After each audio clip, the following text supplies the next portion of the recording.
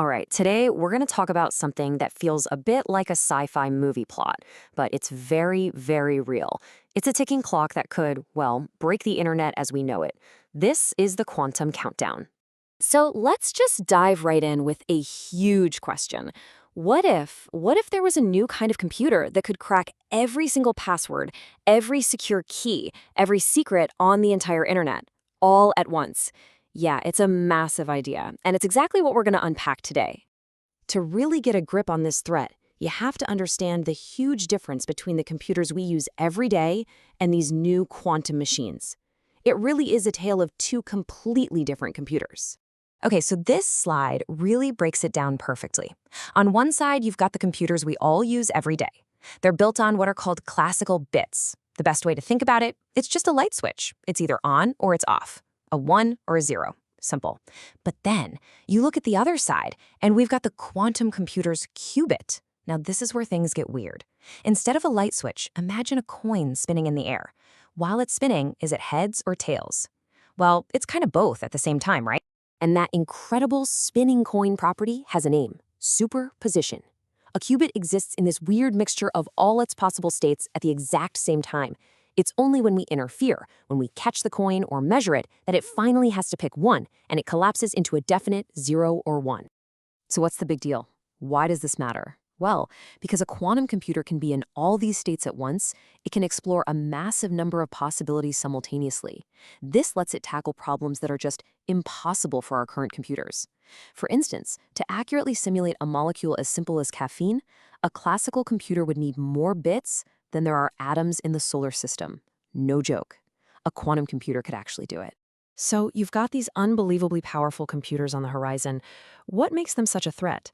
Well, all that power is aimed squarely at our digital Achilles heel, the encryption that holds our entire online world together. So, how does all our online security even work right now? A lot of it is based on this system called RSA, and it's built on a math problem that's, well, it's both beautiful and incredibly hard. Here's how it goes. You take two massive prime numbers, and I mean huge, and you multiply them together. The result? That's your public key. You can give that to anyone. But the original two primes, those are your private key, your secret. Now, here's the catch, the whole reason this works. Trying to go backward to figure out those original prime numbers from the big public number, for a normal computer, it's just ridiculously, almost impossibly difficult. Just how hard is it? Well, this quote pretty much says it all. For a classical computer to crack this kind of encryption, it would take longer than the universe has been around. This is the foundation of trust for everything we do online, from banking to sending a private message. So we've basically built this amazing digital fortress with a lock that seems unbreakable. But what happens when someone comes along and invents a quantum key for that classical lock? That quantum key has a name. It's called Shor's algorithm. It's a specific set of instructions designed to run on a quantum computer. And it does one thing frighteningly well. And here's the devastating result. Shor's algorithm is perfectly engineered to solve that impossibly hard math problem. It can take that giant public key, find the original prime numbers in a snap, and reveal the private key. It just completely shatters the security of RSA and other methods we rely on every single day. Now, you might be thinking, okay, but these powerful quantum computers, they're still years away, right? And you'd be right. But the danger isn't just in the future. The threat is happening right now. And this is where the real, immediate danger comes in. It's this pretty sinister strategy called harvest now, decrypt later. Let's walk through this timeline. Today, right now, bad actors are out there scooping up and storing gigantic amounts of encrypted data. They can't read it, yet. But then, fast forward maybe 5-10 years from now, suddenly viable quantum computers exist. And what do? They go back to that massive pile of stored data and, boom, decrypt the whole thing. So what's really at risk here? It's basically any data that has a long shelf life. We're talking about your private financial records, corporate trade secrets, sensitive government and military communications, all of it. It's being harvested today, just waiting to be cracked open later. The clock is absolutely ticking. It's a pretty scary thought, I know. But the good news is the world's best cryptographers are not sitting on their hands. They're already building the next generation of digital defenses. And that brings us to the quantum-safe solution. The solution is called post-quantum cryptography, or PQC for short. And the goal is simple. Create a whole new set of encryption algorithms that are tough enough to stand up to attacks from both the computers we have now and the quantum computers of the future.